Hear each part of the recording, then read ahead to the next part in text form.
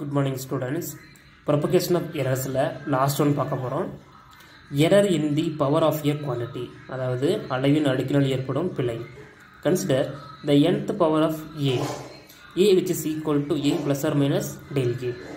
By z which is equal to a power n. ஏன்னா நாம பவர்ல பார்த்துட்டு இருக்கோம். ஓகேவா? அப்ப a ல errors இருக்கு. அப்ப a ல errors இருக்கும்போது z ல என்ன இருக்கும்? errors இருக்கும். ஓகேவா? அப்ப z plus or minus del z which is equal to a. This is quantity. அப்ப a plus or minus del a whole power n. So அடுத்த ஸ்டெப் எப்படி எழுதறேன்னா பாருங்க. a power n a வெளிய எடுக்கறேன். a வை பொதுவா வெளிய எடுத்துறேன். அப்ப a இங்க இருக்குது. del a ல இங்க a இல்ல. அதனால நான் எப்படி எழுதறேன்னா a power n வெளிய எடுத்துட்டு 1 plus or minus del a by a whole power n. So இந்த மாதிரி நான் எழுதிறேன். நெக்ஸ்ட் ஸ்டெப் பாருங்க. z plus or minus del z which is equal to a power n பொதுவா வெளிய எடுத்துட்டேன். இங்க என்ன இருக்கும்? 1 இருக்குமா? 1 plus or minus del a by a whole power n இந்த மாதிரி எழுதிட்டேன். ஓகேவா? using binomial equation 1 plus x power n which is equal to இதை எப்படி எழுதலாம்னா n உள்ள கொண்டு வந்தோம்னா 1 plus nx ன்னு கிடைக்கும். ஓகேவா? அதே மாதிரி இந்த பவர்ல இருக்கிற n உள்ள கொண்டு வரோம். z plus or minus del z which is equal to a power n நமக்கு தெரியும் z 1 plus or minus n into n உள்ள கொண்டு வந்துட்டேன் n into del a by a dividing both sides by z அது two side z ஆல divide பண்ண போறோம். z by z plus or minus del z by z which is equal to z by z 1 plus or minus n into del a by a இல்ல z cancel பண்ணிட்டோம்னா இங்க என்ன இருக்கும்? 1 இருக்குமா?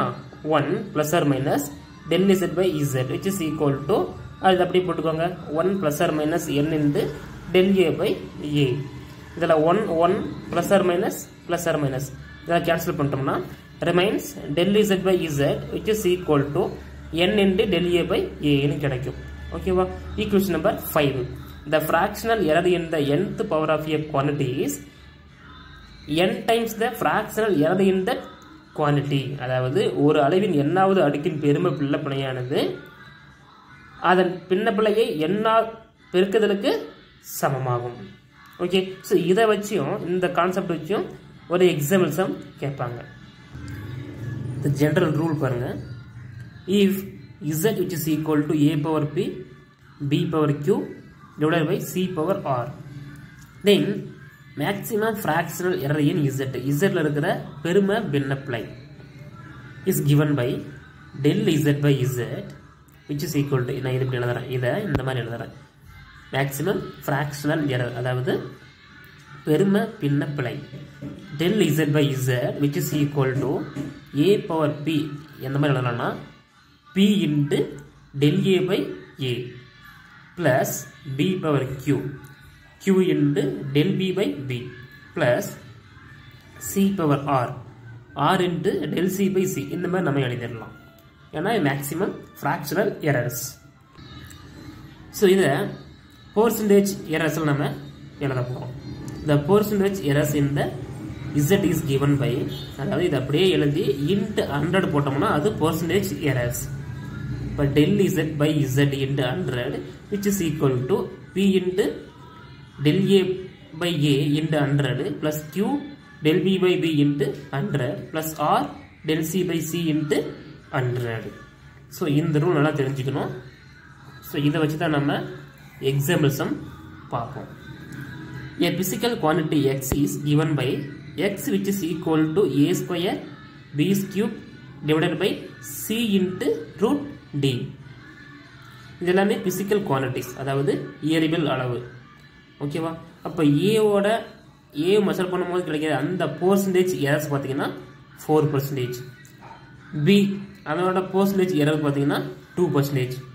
c இதோட percentage error 3%. d இதோட percentage error 1%. அப்ப இது எல்லாமே physical quantities எல்லாமே percentage errors கொடுத்துட்டாங்க. அப்ப டோட்டலா x ஓட percentage errors எவ்வளவு? Then calculate the percentage errors in the calculation of x. இதோட x ஓட percentage errors என்னன்னு கால்குலேட் பண்ண சொல்றாங்க. ஓகேவா? சோ இது ஒரு முக்கியமான ப்ராப்ளம்ஸ் நல்லா பார்த்துக்கணும். given x which is equal to a square b cube divided by c into root d. அப்போ நம்ம இந்த ஃபார்முலா படி போடுறோம், இந்த ரூல் படி நம்ம போடுறோம். பாருங்க, del x by x into 100 என்ன percentage errors போடுறோம். ஓகேவா? இப்போ x போட்டோம்னா del x by x into 100 which is equal to இதை இங்கே பாருங்க, இங்கே a power p எப்படி போட்டோம், நம்ம p into del a by a போட்டோமா, இந்த மாதிரி போட்டிருக்கோம். ஓகேவா? இந்த a power p p into del a by a இந்த மாதிரி போட்டிருக்கோம். அப்போ அதே மாதிரி a ஸ்கொயர் எப்படி போடலாம், நம்ம 2 into del a by a போடலாமா? ஓகேவா? ஸோ இந்த a ஸ்கொயரை இந்த மாதிரி போடலாம். b ஸ்கியூப்பை 3 into del b by b இந்த மாதிரி போடலாமா? ஓகே, இன்டு பர்சன்டேஜ் எரர்ஸ் போட்டிருக்கோம், அதனால இன்டு 100 இன்டு 100 இங்கே போட்டிருக்கோம் பாருங்க. del x by x into 100 which is equal to 2 into del a by a into 100 plus 3 del b by b into 100 plus c del c by c into 100 plus of ஏன் இங்கே root டியில் இருக்கு. ஓகேவா? அதனால d power நம்ம 1/2 எழுதலாம். இப்போ 1/2 முன்னாடி கொண்டோம்னா ஆஃப் எழுதலாம், of del d by d into 100 இந்த மாதிரி நம்ம எழுதிடலாம். ஓகே, அப்போ next del x by x into 100 which is equal to இதுக்கு பாருங்க del a by a into 100 இதுக்கு அவங்களே கொடுத்துட்டாங்க பர்சன்டேஜ் எரர்ஸ். எவ்வளோ? ஏவுக்கு பார்த்தீங்கன்னா 4%. அப்போ 2 into 4% ப்ளஸ் இதுக்கு அவங்களே கொடுத்துட்டாங்க 2%, 3 into 2% ப்ளஸ் இங்கே del c by c இதுக்கு கொடுத்துட்டாங்க அவங்க. இங்கே எந்த ஒரு இங்கே 2 இருக்குது, 3 இருக்குது, இங்கே ஒன்றுமே இல்லை. நம்ம என்ன எடுத்துக்கிறோம், 1 எடுத்துக்கிறோமா? 1 into 3% ப்ளஸ் ஆஃப் into 1%.